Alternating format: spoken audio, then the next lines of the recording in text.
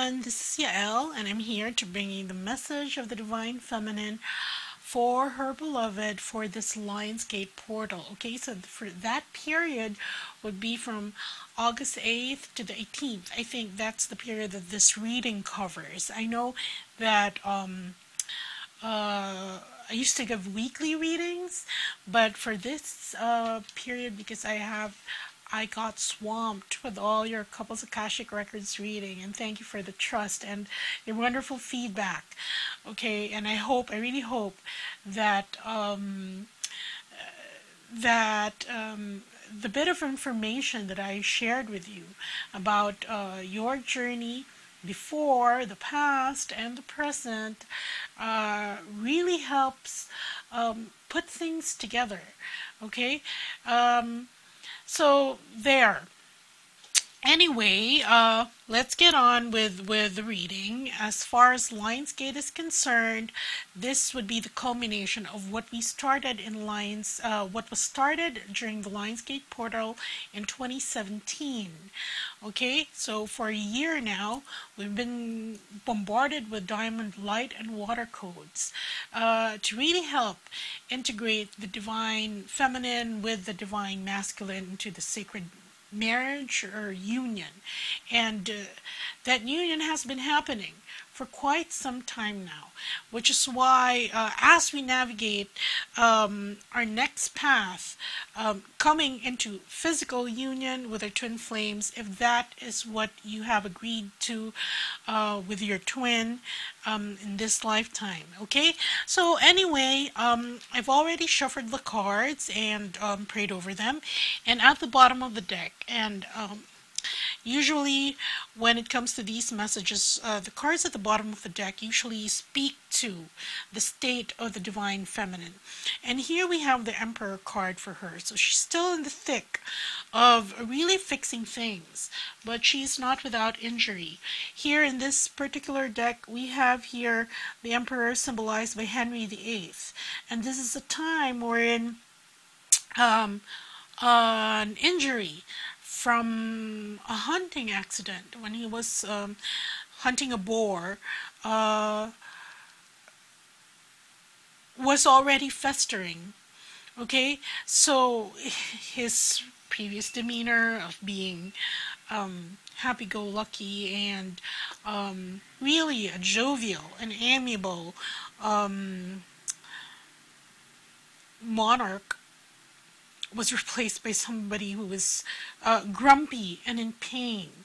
Okay, so all the while going about the business fixing things.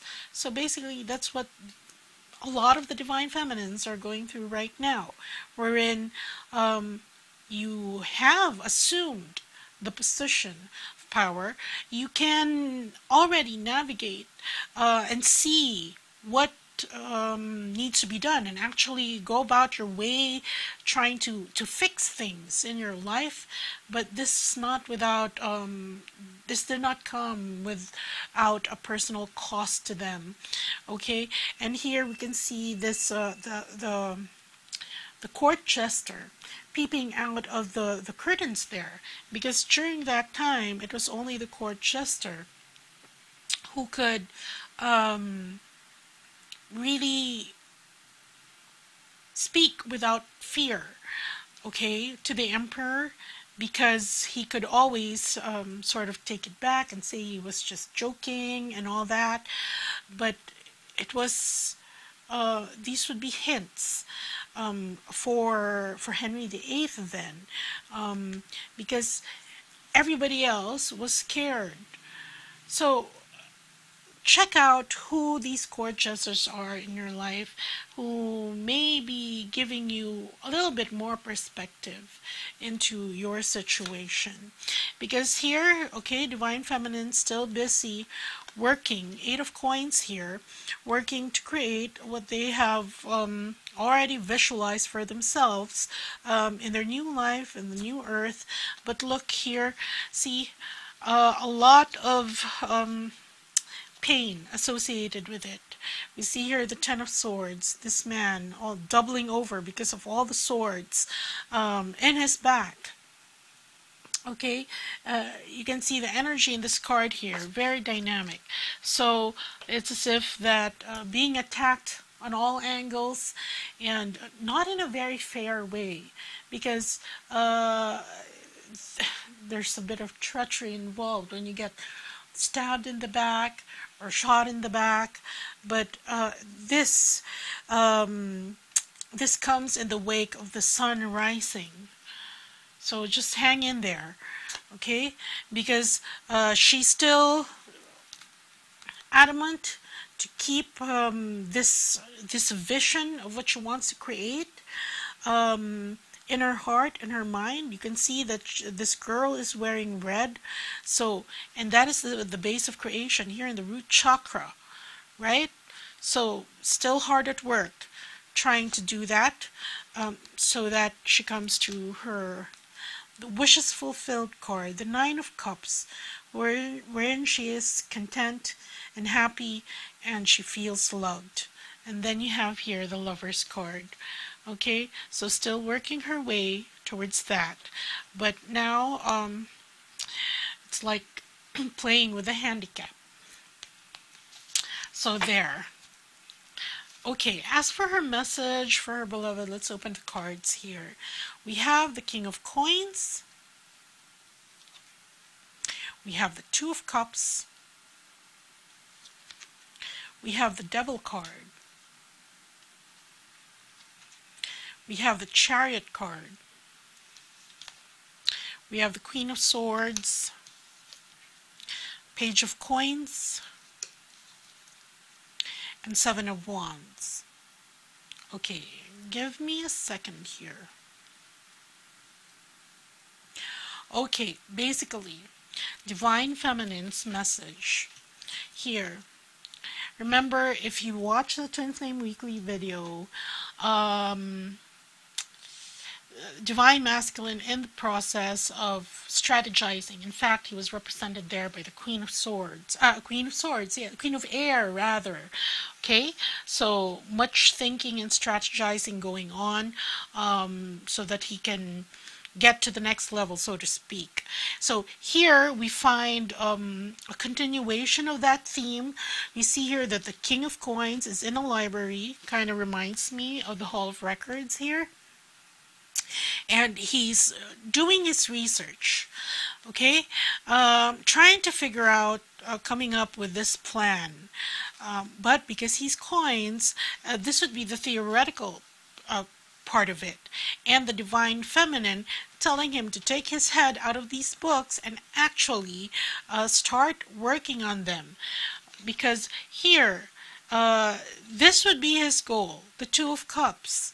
Okay, so this is Divine Feminine telling him to it's time to act now. You've gotten the theory down pat, you've gotten the concepts down pat, and now it's time to move towards the Two of Cups so that we can be together again. We can commune again and enjoy each other's company in the third dimension and not just the fifth. Okay, because there is a reason why both of you were incarnated in this lifetime together. Okay, it's very rare for twins, and I say this in my Couples Akashic Records reading, that usually there are few lifetimes there that you share with your twin. Okay, but because the sort of learning curve, okay, the development of both twin flames until they come into union it's a very big bell curve. It's only at certain points, certain major points, that they come together. Okay, otherwise one will usually incarnate with the support of the other, who has decided not to incarnate at that particular time, so that for the soul growth of their twin. Okay, but here right now, both in the physical, wanting to share each other's company, its presence. This would represent the physical here.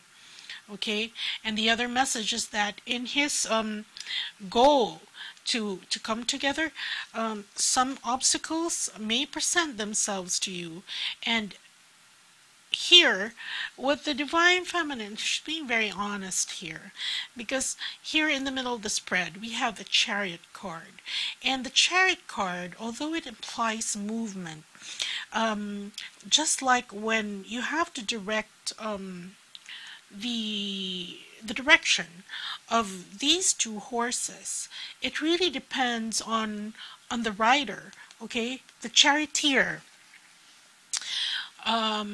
And sometimes when the charioteer is very much concerned with the movement of this, he can't see the movement of the other horse, things go awry, because there's a certain rhythm, there's a certain pattern that has to be imbibed whenever you're trying to coordinate two separate movements. Okay, and things like this, it kind of reminds me when I was just learning how to drive stick shift. Okay, because when you're a student driver, you first learn how to drive, you seem hyper focused on, okay, after the brake, before I shift and step on the clutch, and just this amount, so that it's very much in your head. But what happens over time is that you get into the flow. There's certain rhythm that goes with the footwork, with the hands, and you don't have to think so much on what you are doing, but you're just doing it. So divine feminine telling her beloved to just get into that zone, into that flow, so that things will proceed. Okay, because if he doesn't, these obstacles, basically she's telling him that's how you get through all these obstacles that are separating them. Look at this. You see this couple here? The devil here is this block. And it's because either the divine masculine overthinking what will happen to this, that, but he's getting over that, because if you see the message of the divine masculine to his beloved, he's already at that place wherein he is assuming the risks involved in this change and this transformation. But the divine feminine still telling him that, look, if you're not in the zone, okay, if you're kind of micromanaging every little bit because you don't see the pattern of the flow, then here, this is what's happened before, that these obstacles have not been overcome because of I don't know what you call it, lack of skill, lack of coordination, but really it's not being able to tap in to the divine flow of things and recognize it for that. Then this has cost her a lot of hurt. You can see her alone in her tower, and she's only remembering, it is her portrait hanging in the background, a portrait of days when she was just young, innocent, and but now look, she has advanced in years, and she's locked up in her tower there, and quite lonely. And this is what she's opening up to her beloved, that because these obstacles were not overcome, this is what happened. And additionally, she also tells him that in order to get with this flow, the divine masculine has to shut off all these personas that he sees of himself and really strip himself down to the very basics of what makes him him, what makes him love, what is important to him. Okay, because here we can see this page. She's riding a steed, and the steed is bucking up and down, and this still represents the movement now of where these energies of this Lionsgate, this whole period of upgrade is taking us, and it's really taking us to authenticity. And she's telling the divine masculines, well, this is her, so let's put her there in the middle, okay? She's telling her beloved that, look, the energies are now conspiring to really rid you of all these personas that are really not you, but you have thought before that they were you, okay? That may sound confusing to some, but it's because a lot of the divine masculines, like several men right now, wherein they get defined by the title they hold at work. They get defined by all these boxes that society wants to label them in as.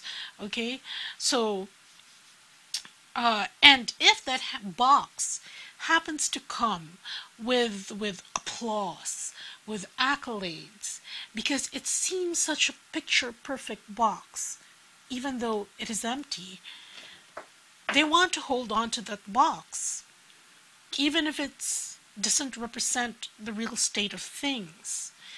But here, the energies of Lionsgate and this ascension journey at this point in time in our planet are getting such a momentum that the divine masculines have no other choice but to shed all these.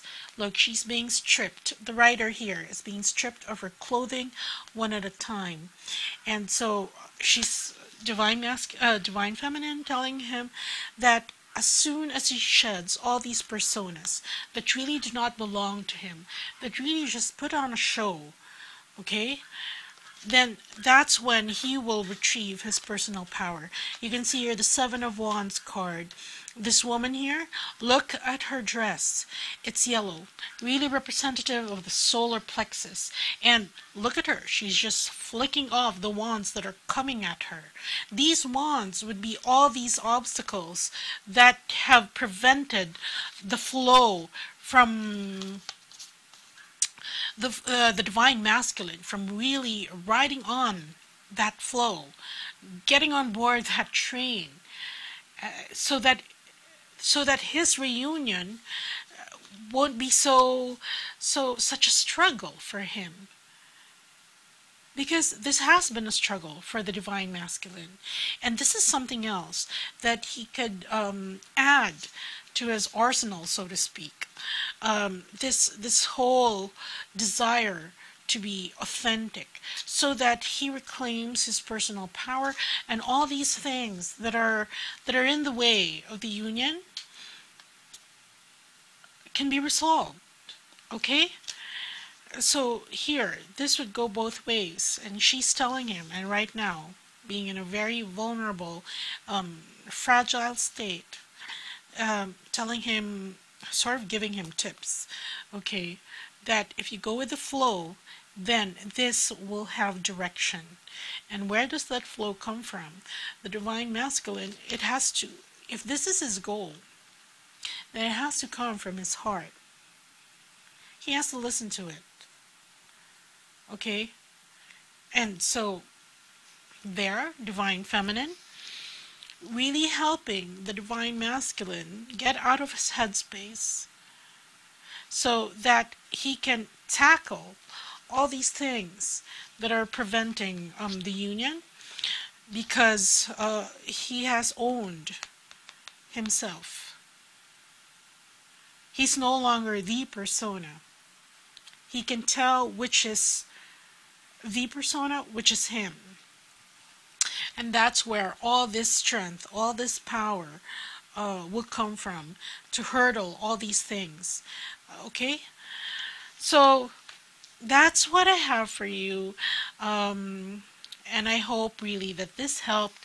And since it is Lionsgate, if you would like to really release all the, here, you can see this, the residue of this jab at life and continuing this journey, because a lot of the times, like I said here, it's been a Ten of Swords thing for some of you. If you'd like to be clear of that, so that all the benefit of this Lion's Gate will be received by you, because there is no residue there. So the full volume, you can avail of the full volume, so to speak. Then do consider getting an advanced RASHEEBA session so that you can continue to activate and walk in divine light towards divine union. Okay? So that's what I have for you, everyone, and I hope this helped. Take care. Bye.